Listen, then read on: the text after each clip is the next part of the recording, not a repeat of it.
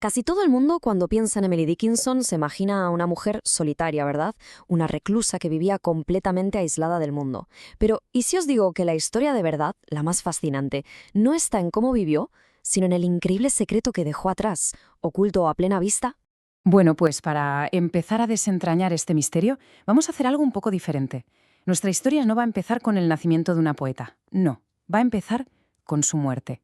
Porque es justo ahí, en ese momento, donde empieza la verdadera leyenda de su legado. Vamos a imaginarnos la escena. Estamos en Amherst, Massachusetts. Es el 15 de mayo de 1886. Emily Dickinson acaba de fallecer.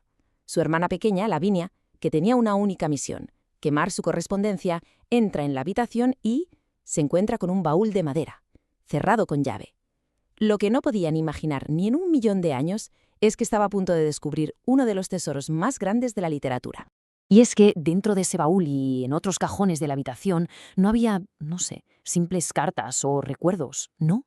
Había poemas, casi 1.800 poemas. Pensadlo bien, la obra de toda una vida, un universo poético monumental. Y lo más increíble, nadie, absolutamente nadie en el mundo sabía que existía. Pero lo que es aún más asombroso, si cabe, es que no eran papeles sueltos, tirados de cualquier manera, para nada. Era una colección secreta, organizada de forma súper meticulosa y encuadernada a mano por la propia Emily. Esto, vamos, no fue un accidente, fue un acto totalmente deliberado.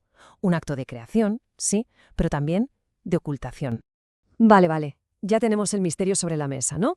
Un tesoro poético increíble escondido durante décadas. Así que claro, la pregunta que nos hacemos todos es, ¿quién era esta mujer? ¿Quién era la persona capaz de crear un archivo secreto como este? Pues mirad, Emily Dickinson nació en 1830, en una de las familias más importantes de Amherst. Y aquí hay un dato clave.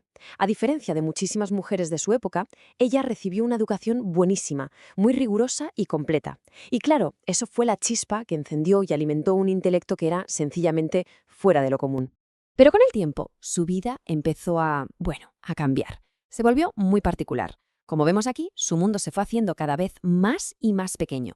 Fijaos, a partir de los 30 años apenas salía de casa. Luego, directamente, dejó de hacerlo. Y al final, ni siquiera salía de su habitación.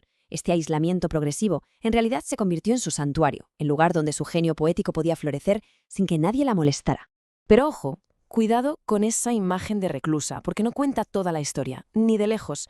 Sus cartas nos pintan un retrato muy diferente, el de una persona súper cálida, ingeniosa, muy observadora.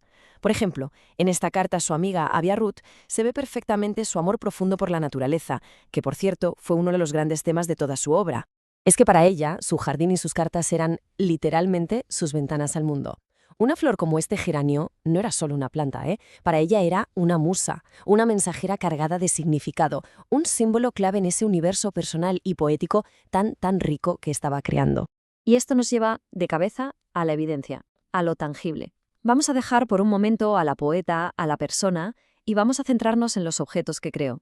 Porque la forma física de sus poemas, que es súper única, es la clave para entender qué quería hacer realmente, cuál era su intención. Entonces, volvemos a la pregunta. ¿Qué había exactamente en ese baúl? ¿Qué fue lo que encontró Lavinia? Porque la respuesta, de verdad, es fascinante. Y no solo eso, revela un método de, llamémoslo publicación, que era totalmente personal, íntimo y sobre todo controlado por ella. Pues encontró esto. Fascículos. ¿Y qué son los fascículos? Pues eran pequeños cuadernillos de poesía hechos enteramente por ella. Fijaos en el dato. Entre 1858 y 1864, Emily transcribió a mano más de 800 de sus poemas en estos libritos. Estaba creando su propia biblioteca privada, casi su propia editorial. Y mirad esto, porque es increíble. Aquí vemos cómo los hacía. El proceso era 100% artesanal. Doblaba las hojas de papel, las apilaba, les hacía 2 agujeros y las ataba con un cordel. O sea, cada fascículo no era solo un sitio donde guardar poemas, no, era una pequeña obra de arte, un objeto físico creado con una intención muy clara. En total, ¿cuántos encontraron? Pues 40. 40 de estos cuadernillos, 40 volúmenes de una obra maestra secreta que nadie, o casi nadie, quizá un círculo muy cerrado de amigos, sabía que existía. Pero esperad, que aún hay más, porque no solo estaban los fascículos. Lavinia también encontró otras cosas. Había conjuntos de poemas sin encuadernar. Había copias sueltas de poemas individuales que guardaba para ella. Y, alucinad, más de 100 fragmentos de papel con ideas a medias. Era todo un ecosistema de escritura en plena ebullición. Impresionante. Claro, con todo esto sobre la mesa llegamos a la pregunta del millón. ¿Por qué? ¿Por qué crear una obra tan inmensa, tan organizada, para luego no publicarla de forma oficial? Pues bien, la respuesta va a cambiar por completo nuestra idea de lo que significa publicar. Y aquí está la clave de todo. Ella no escribía en el vacío, claro que no. Dickinson sí publicaba, pero lo hacía a su manera. A ver, compartía unos 500 poemas. ¿Cómo? Pues metiéndolos en las cartas que enviaba a más de 40 personas. Ella no buscaba la fama, ¿qué va? Buscaba una conexión intelectual y emocional con gente que ella misma elegía. Esta tabla lo resume perfectamente. Por un lado tenemos la publicación formal, impersonal, con editores que pueden cambiar cosas para un público masivo, anónimo, y por otro el método de Dickinson, íntimo, sin que nadie lo altere, para un grupito selecto de gente y sobre todo privado. La conclusión es clarísima. Ella, y solo ella, tenía el control total de su obra. Venga, pues vamos a seguir el viaje de estos poemas, desde ese baúl cerrado con llave hasta llegar a lectores de todo el mundo. Un viaje que, ya os adelanto, no fue nada corto, ni nada sencillo. La primera colección salió en 1890, solo 4 años después de su muerte. Pero aquí viene el pero. Los editores, seguramente con toda la buena intención del mundo, pero con muy poca visión, la corrigieron. ¿Qué hicieron? Pues le cambiaron su puntuación, que era súper radical, le cambiaron palabras, la reorganizaron para que sonara más normal. En resumen, esa no era la verdadera voz de Emily Dickinson. Es que el camino para llegar a la versión auténtica fue larguísimo.